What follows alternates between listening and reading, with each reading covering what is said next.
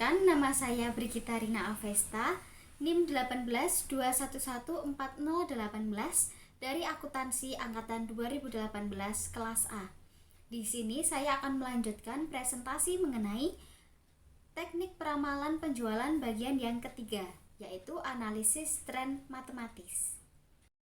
Dalam tren matematis ini terdapat dua pendekatan yang dapat digunakan untuk menggambarkan garis tren, yaitu yang pertama analisis tren moment dan yang kedua analisis tren least square. Yang pertama kita akan membahas analisis tren moment. Formula dasar yang digunakan adalah Y sama dengan A ditambah B kali X, kemudian persamaan 1, sigma Y sama dengan N kali A ditambah B dikali sigma X, dan persamaan yang kedua sigma XY sama dengan A dikali sigma X ditambah B dikali sigma X. Untuk lebih jelas, kita akan bahas dengan menggunakan contoh kasus forecasting dengan metode trend moment. Data perkembangan jumlah penjualan selama 5 tahun terakhir, yaitu tahun 2006 sampai dengan tahun 2010 adalah sebagai berikut. Dengan data tersebut, hitunglah A. Volume penjualan tahun 2011 dengan metode trend moment. B. Tren penjualan setiap tahun, yaitu tahun 2006 sampai dengan tahun 2010. Langkah pertama yang dilakukan adalah membuat tabel perhitungan X kali Y. Mari kita amati bersama-sama tabel berikut. Untuk kolom periode dan kolom penjualan kita dapatkan dari soal dari slide yang sebelumnya kita lihat tadi. Kemudian kolom X kita mulai dengan angka 0 di periode tahun 2006. Mengapa angka 0 kita letakkan untuk periode tahun 2006? Hal ini karena pada tahun 2006 kita anggap sebagai start atau tahun dimulainya perhitungan ini. Maka dari itu, di tahun 2006 belum terjadi adanya peningkatan atau penurunan volume penjualan. Maka dari itu kita letakkan 0 di periode tahun 2006. Kemudian di tahun 2007 atau 1 tahun berikutnya terjadi peningkatan volume penjualan. Maka dari itu X kita isi dengan angka 1. Begitu seterusnya hingga tahun 2010. Selanjutnya adalah kolom X kuadrat yang angkanya didapatkan dari kolom X yang dikuadratkan.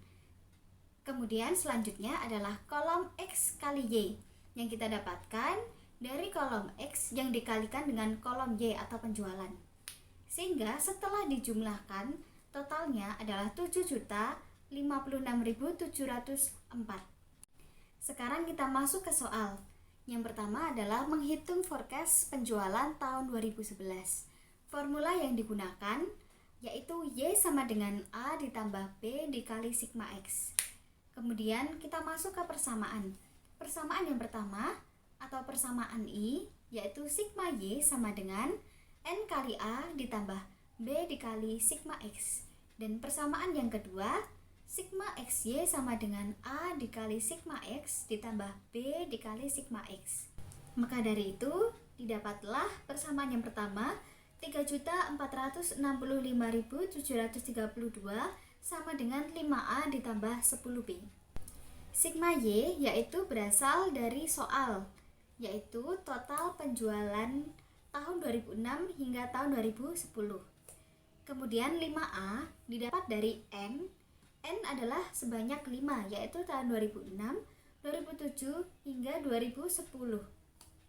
Kemudian 10B, angka 10 didapatkan dari sigma X. Persamaan yang kedua 7.056.704 sama dengan 10A ditambah 30B. Sigma Y di persamaan kedua ini berasal dari jumlah X kali Y dari tabel yang sebelumnya kita hitung. Kemudian 10A, angka 10 berasal dari sigma X, dan 30B, angka 30 berasal dari sigma X kuadrat. Pertama-tama kita cari nilai B. Untuk mencari nilai B, kita samakan dulu jumlah nilai A pada persamaan 1 dan nilai A pada persamaan 2. Maka dari itu untuk persamaan 1 kita kalikan 2 sehingga didapatkan angka 10B dengan jumlah 125.240 unit. Akhirnya kita peroleh nilai B sebesar 12.524 dan nilai A 668.098,4. Kita masukkan ke persamaan trennya, yaitu Y sama dengan A ditambah B dikali X sama dengan 668.098,4 ditambah 12.524X. Lalu volume penjualan tahun 2000X atau 2000F kita permisalkan adalah sebagai berikut. Y sama dengan 668.098,4 ditambah 12.524X. Kita masukkan X dengan nilai 5. 2011 X-nya adalah 5. Maka dari itu kita masukkan angka 5 di sini. Dan didapatlah nilai Y sama dengan 738.718,4 unit. Soal yang kedua adalah menghitung tren setiap tahunnya. Nilai tren setiap tahun kita bahas untuk tahun 2006. Tahun 2006 Y sama dengan 668.098,4 ditambah 12.524 dikali X. X-nya kita isikan 0. Hasilnya 668.098,40. Begitu seterusnya dengan nilai X yang disesuaikan dengan tabel perhitungan kita yang sebelumnya. Berikut grafik garis tren dengan menggunakan metode momen. Titik-titik penjualan atau Y kita dapatkan dari soal. Dan titik-titik tren atau Y aksen kita dapatkan dari perhitungan poin B, perhitungan tren setiap tahunnya. Kita masuk ke analisis yang kedua, analisis trend least square. Metode least square pada dasarnya memiliki sumber formula yang sama dengan metode matematis. Hal yang membedakan adalah bahwa metode least square menggunakan asumsi sigma X sama dengan 0. Formula yang digunakan yaitu Y sama dengan A ditambah B dikali X. A sama dengan sigma Y dibagi N dan B sama dengan sigma XY dibagi sigma X kuadrat. Kita masuk ke kasus forecasting dengan metode trend least square. Berikut data dan informasi yang berkaitan dengan rencana kegiatan operasional perusahaan di tahun 2011. Data A, pengalaman penjualan selama 5 tahun terakhir adalah sebagai berikut. Data B, produk direncanakan akan didistribusikan di 2 daerah pemasaran, yaitu sebagai berikut. Data C, harga jual untuk wilayah Kalimantan Tengah adalah Rp30.000 per unit, sedangkan untuk wilayah Kalimantan Selatan dinaikkan sebesar 25% dari wilayah Kalimantan Tengah dengan pertimbangan biaya transportasi. Data D, pola penjualan yang direncanakan untuk seluruh wilayah adalah sebagai berikut.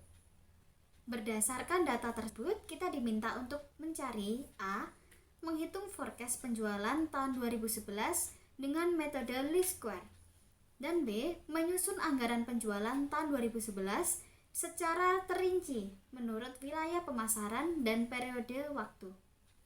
Yang pertama, kita akan menghitung forecast penjualan tahun 2011. Langkah pertama yang dilakukan adalah membuat tabel perhitungan.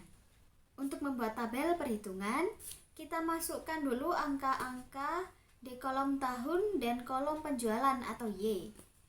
Setelah dimasukkan, kita total penjualannya sehingga didapatkan 4.750.000 unit. Dari sini kita akan mencari nilai A. Nilai A didapatkan dari sigma Y dibagi N. Sigma Y yaitu 4.750.000 dibagi N. N-nya 5. Maka didapatlah angka 950.000. Kemudian kita kembali ke tabel, yaitu di kolom X. Mengingat bahwa dalam metode least square kita menggunakan asumsi sigma X sama dengan 0. Maka dari itu di tabel X harus totalnya harus 0. Dari perhitungan kita mencari nilai A, yaitu sebesar 950.000, disitulah titik tengah di mana kita menaruh angka 0 untuk X. Secara otomatis, untuk dua baris di atas 0 atau sebelum 0 adalah bernilai negatif, dan dua baris di bawah 0 adalah bernilai positif, sehingga didapatkan total X adalah 0. Kita masuk ke kolom X kuadrat, di mana angka dari kolom X kuadrat ini berasal dari kolom X yang dikuadratkan. Kemudian untuk kolom XY didapat dari kolom X dikalikan dengan kolom Y. Maka total yang didapatkan untuk kolom XY adalah sebesar 260.000. Kita masuk ke perhitungan mencari nilai B, yaitu sigma XY dibagi sigma X kuadrat sama dengan 260.000 dibagi 10, hasilnya 26.000. Maka dari itu dapat kita masukkan ke persamaan Y sama dengan A ditambah B dikali X. Kita ketahui bahwa nilai A sama dengan 950.000, nilai B sebesar 26.000, dan X adalah 3. Mengapa 3? Di tahun 2011, jika kita masukkan ke tabel lagi, yaitu berada di bawah tahun 2010 dengan X-nya 3. Maka kita dapat masukkan ke persamaan 950.000 ditambah 26.000 dikali 3. Didapatlah 1.028.000 unit. Soal yang kedua adalah menyusun anggaran penjualan tahun 2011. Dari penjualan tahun 2011 akan didistribusikan ke dua wilayah pemasaran. Yang pertama adalah Kalimantan Tengah dan yang kedua adalah Kalimantan Selatan, yang dibagi lagi dalam 3 kuartal. Proporsi pembagian antara kedua wilayah ini yaitu kita dapat lihat lagi di soal di poin B. Wilayah pemasaran Kalimantan Tengah dengan proporsi penjualan 60% dan Kalimantan Selatan 40%. Maka dapat kita hitung 60% dikalikan penjualan tahun 2011, yaitu 1.028.000 unit, didapatlah totalnya 616.800 unit untuk Kalimantan Tengah. Dan untuk Kalimantan Selatan 40% dikalikan 1.228.000 unit, didapatlah 411.200 unit. Selanjutnya kita mencari pembagian penjualan untuk setiap kuartalnya. Kita lihat lagi untuk soal di poin D. Pola penjualan yang direncanakan untuk seluruh wilayah dari periode kuartal 1, 2, dan 3 untuk Kalimantan Tengah dan Kalimantan Selatan adalah sebagai berikut. Yang pertama kita akan menghitung untuk Kalimantan Tengah.